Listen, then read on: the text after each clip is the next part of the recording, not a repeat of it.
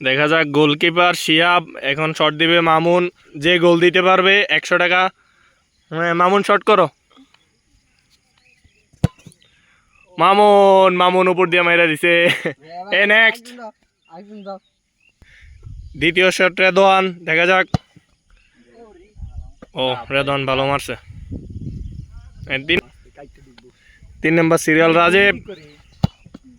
ও nice, ভালো shot দিছস।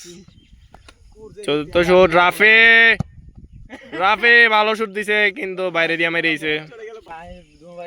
আমাদের 5 নাম্বার শট, জাকির মিয়ার ছেলে রাতুল। রাতুল তুমি তো একবার মেরেছো সদরঘাটে।